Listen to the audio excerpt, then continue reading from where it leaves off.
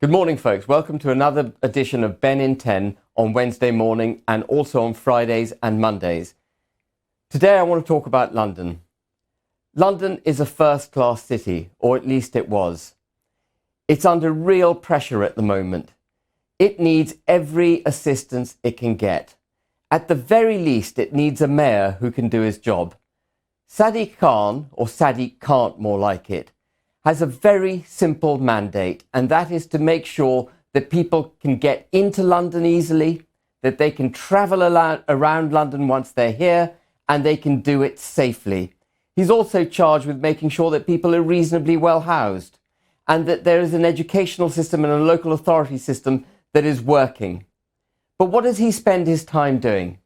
I read yesterday that he's launched a 15-strong commission to review which statues in this great city come down and which roads need to have their names changed. This is not part of his mandate. It is designed to cover up the fact that TfL is bust under his management, that the police are not doing their job, that knife crime is through the roof. And who has he got on this committee? He's got someone who believes that white supremacy was born in the United Kingdom. He's got someone else who challenged the Queen and asked her to apologise for the United Kingdom's history, for our great history, I should add. And he's got someone else, a lady, who was part of the illegal vandalism and the throwing of the Edward Colston statue into the Bristol estuary. These are people who do not have the United Kingdom's best interests at heart. They may serve to politicise the things that Sadiq Khan wants to talk about, but they do not help London going forward.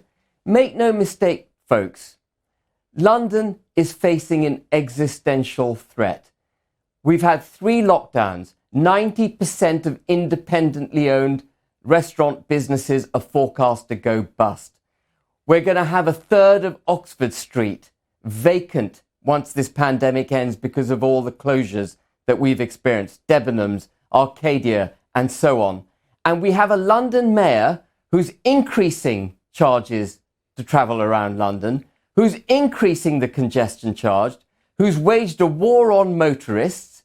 You can't get round central London without a traffic jam, even in lockdown, because he's got this illegal, and I say illegal because it was found to be so by a court, illegal streetscape system, shutting down streets, and he's refusing to back down even though it's been found to be illegal. And yet he finds time to set up a 15-strong commission to challenge the heritage of the UK. He'll have a go at Winston Churchill. He may even have a go at the cenotaph like the BLM supporters did when they rioted up and down Whitehall. Sadiq Khan has got time for all this virtue signalling. Don't look at what his mouth is saying. Watch what his hands are doing. And they are idle. He is fiddling while London is burning. Something has to be done about Sadiq Khan. And you may not find the whole statue thing important, but let me tell you, it is vitally important. What he's trying to do is undermine British self-confidence. He's trying to promote an agenda that is overtly anti-British. And he's doing it at a time when actually London needs help.